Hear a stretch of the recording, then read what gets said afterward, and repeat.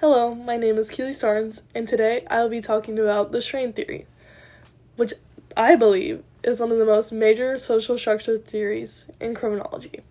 I chose this topic because it gives us a way to understand crime beyond just like personal choices.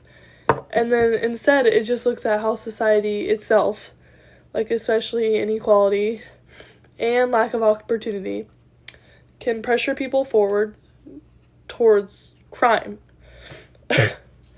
Strain theory was developed by sociologist Robert Merton in 1938.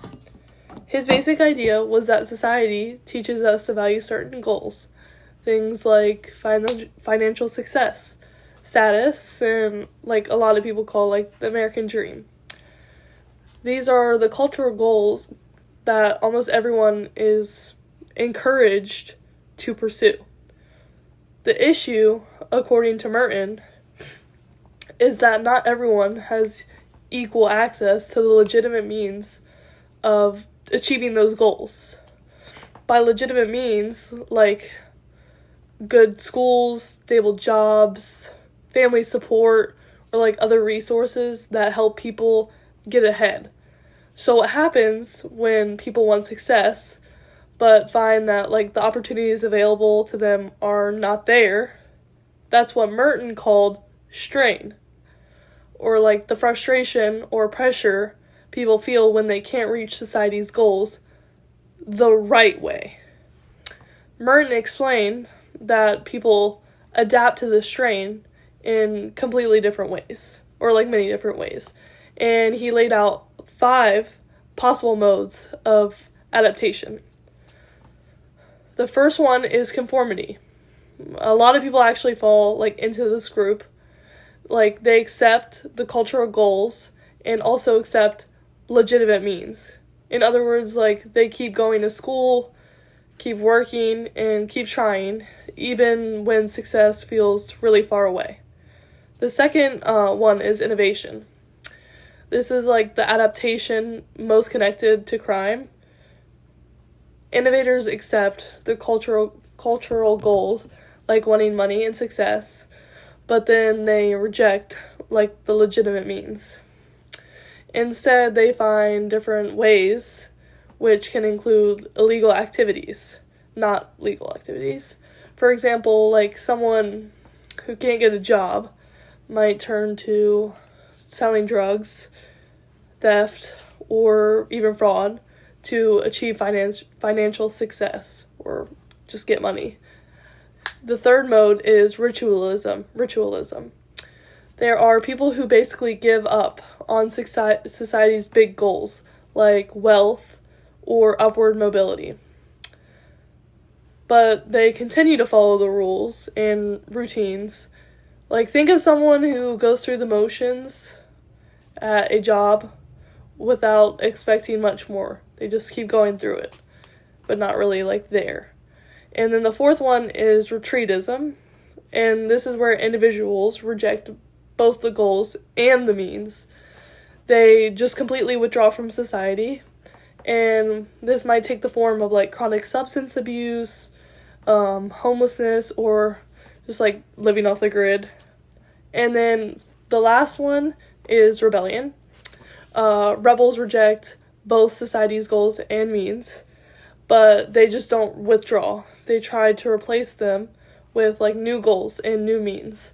Like, for example, like maybe a radical group wants to build a new system.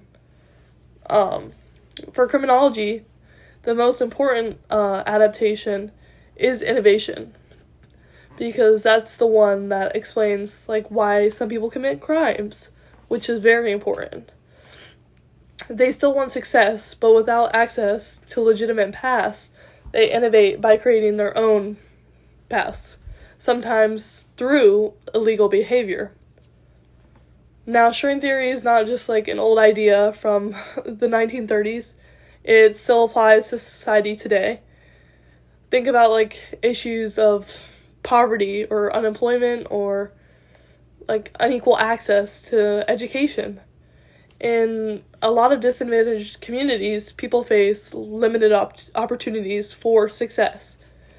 and yet, like, the cultural message is you should make it or you need to get rich. It's just that's just as strong as they're everywhere else. And I think that gap between the dream and the reality creates strain. And when legal opportunities are not there, some might feel the pressure to take illegal opportunities instead. Like, for example, studies have shown that areas with a high unemployment and poverty also tend to experience higher rates of crime, which is really well known. Strain theory helps explain why, because people in those areas are under greater pressure, and for some, like, innovation through crime feels like the only realistic option and the only option that's there. And then at the same time, it's also important to remember that not everyone in these conditions just turns to crime or turns straight to crime or it's like the first option. Many still conform and they work hard and follow the rules even when that success is difficult. This shows that strain increases the risk of crime, but it doesn't automatically lead straight to it. That's why, like, criminologists later after him, like Robert Agnew, explained the theory in its what's called the general strain theory, which is a wider range of pressures, like different negative relationships or lost values of things as potential causes of crime. So, altogether, strain theory helps us see crime not just as a matter of, like, individual morality, but as something deeply connected to the structure of our society.